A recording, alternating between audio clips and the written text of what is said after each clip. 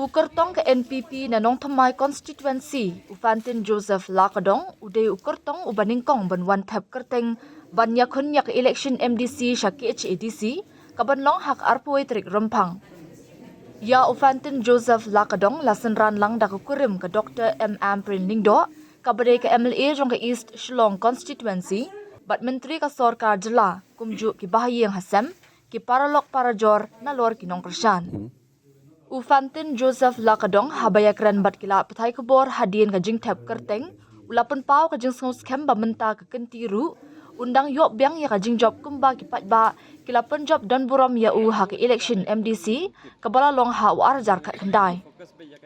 ngalong confident tambang ngamlong overconfident suba kakamlam ngalale adim berkilap penjob yang amen ajak kat kendai ngasung akan syong yang anak tray sibun kikam nam ta konstituensi ta ri ujai penri terkadang sulong syania ada dia bang syania ru hakinong kesan di ba la penjob men hakani bat mentaru kini penjob yang ngasih pijing pendep habai pesen bakaan le labun pi saya don hang tei saya kibil skiba laklaan kilabun bagi kalan habi dei kilaka habi dei ka drainage habi dei ba kino bun ba kibil ki bang wilayah tray lang ba state government tray lang bat lat ke jelang jungi te habi dei bakaban sawan pat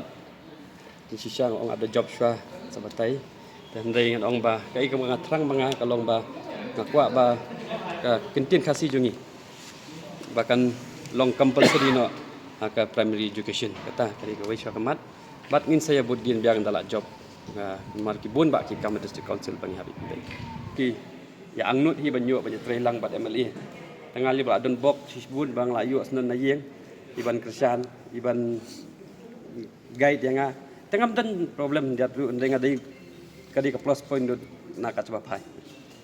kandidat ki bele tambah batno sisa ngai pun ngamtip nambar ngam fokus be ya kai kalintia ke jong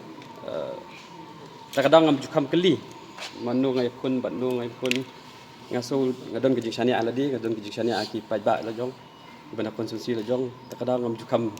pina klik ta kajing klik ka nga bangan jubab tando ngai pun pi ka politik si kajing keno kan don baik especially the pidon ni haka ruling kata di ka bentah hi ba nadu menchua ka julong ta hanga simet ngam lap ba ka parti ka don jing sniu ne kanu ka ba ngai ba kale sniu takadang ngasal yang scam banyale bina ka parti NPP but ngalong tahu beliau ka bangam nepet than ki negative things ngapet be ka positive baka sarkar kale ka parti kale bat ngayo sisa kata ka support na ka parti kat ka bang adon kam namenta ka imlang kasalang ka badon kam namenta ka roy kapar CM deputy CM kimju kentaj te yang ngayang kata kanong rem ba nganum ka parti namban ngampat lap kita ki daw ki bang pelong yang abang bat nganyeng scam kata kanong dem ba kum bakile bahaya nga mentang ngandon dekat parti hadu kadakut